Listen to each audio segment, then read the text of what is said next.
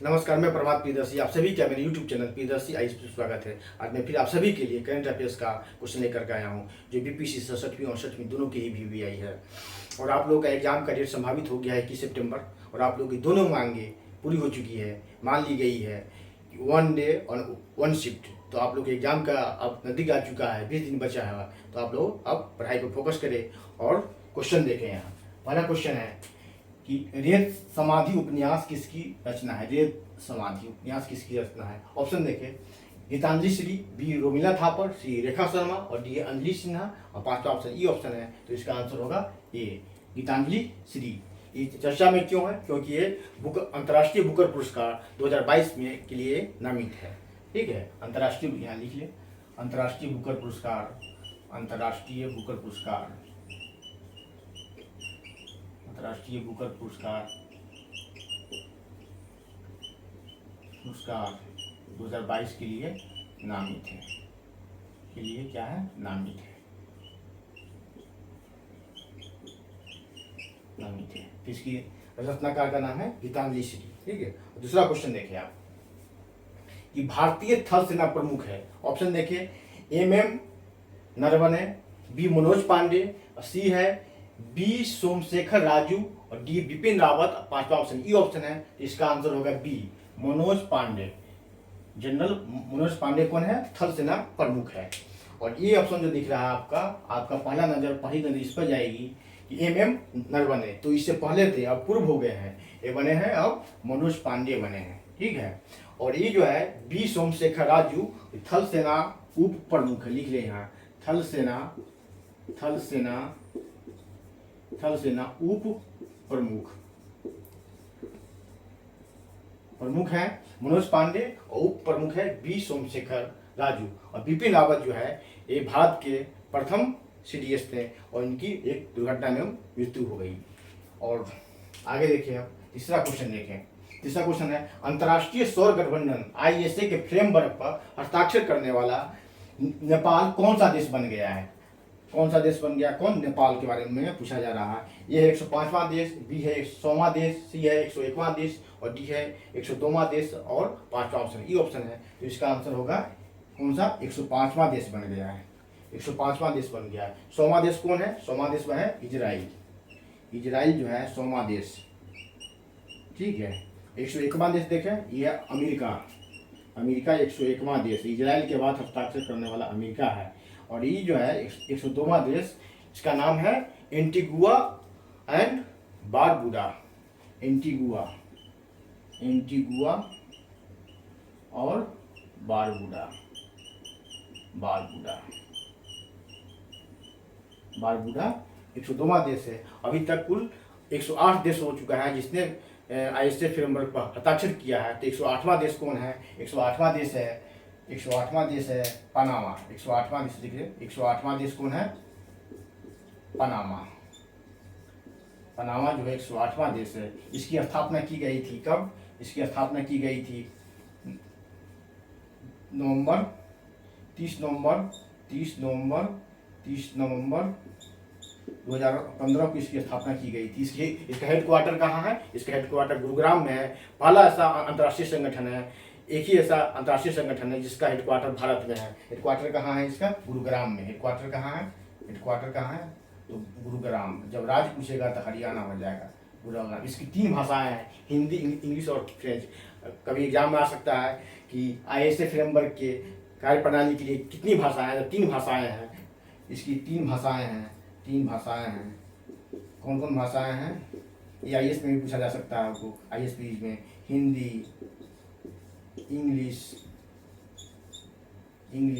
And French.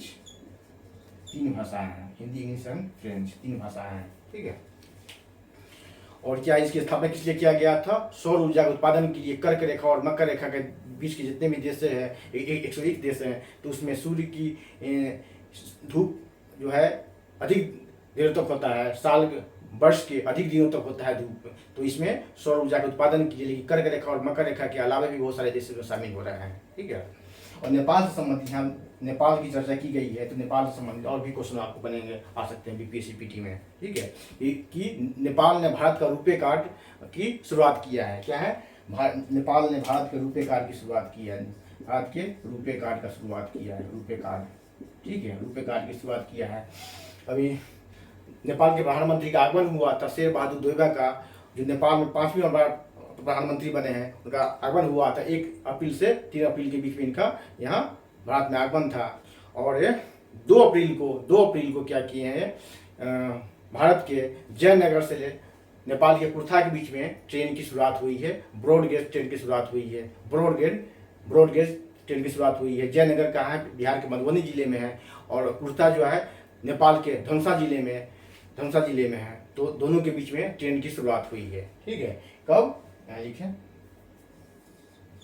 2 अप्रैल को जयनगर और कुर्था के बीच में है। कुर्था कहाँ, नेपाल के हैं, ठीक है, नेपाल में धनुषा जिले के बीच में यहाँ पर ब्रॉडगेज ट्रेन की शुरुआत हुई है। और 3 अप्रैल को इनका वाराणसी भी आगमन हुआ था, ठीक है। तो इससे संबंधित क्वेश्चन आ सकते हैं आपको। नेपाल से ये रुपे कार्ड की शुरुआत किया है, ब्रॉडगेज ट्रेन की शुरुआत हुई है जयनगर कुर्था के बीच में, और इतना ही इसके बारे में। अब चौथा क्वेश्चन है किस सिख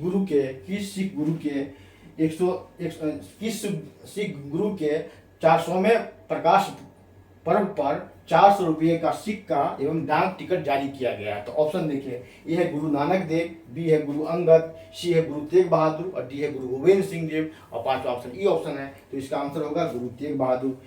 किस क्रम के गुरु हैं, 9वें गुरु हैं, ये 9वें गुरु है। गुरु गोविंद सिंह 10वें गुरु है। इनका जन्म जो है बिहार में ही हुआ था, अपने पटना साहिब में। बिहार स्पेशल सभी क्वेश्चन बनेगा आपको। गुरु तेग बहादुर जब जा रहे होते हैं असम, तो अपनी पत्नी को अपने भाई के संरक्षण में पटना में छोड़ देते हैं, वहीं इनका जन्म होता है। गुरु गोविंद सिंह जी का 4.5 वर्षों तक पटना में रहते हैं, तो 10वें गुरु है। और ये गुरु नानक देव जो है सिख धर्म के संस्थापक है, प्रथम गुरु है। इनका जन्म हुआ ननकाना साहिब में, इनकी मृत्यु हुई थी करतारपुर साहिब में, जो अभी कॉरिडोर बना है, चालू हुआ है। और गुरु अंगद देव जो है दूसरे गुरु है, ये सेकेंड गुरु हैं। और इन्होंने ही गुरुमुखी लिपि की स्थापना की शुरुआत किया था। गुरुमुखी लिपि जैसे भाषा की लिपि होती है जिसमें लिखा जाता है, जैसे हिंदी है, हिंदी की लिपि कौन सी है, देवनागरी लिपि है। इंग्लिश की लिपि रोमन लिपि है। उसी तरह पंजाबी भाषा की जो लिपि है वो गुरुमुखी लिपि है। तो गुरुमुखी लिपि की शुरुआत किया था गुरु अंगद देव ने। इनका नाम लहना भी है। गुरुमुखी लिपि लिखे हैं, गुरुमुखी लिपि की शुरुआत किया था इन्होंने। गुरुमुखी लिपि,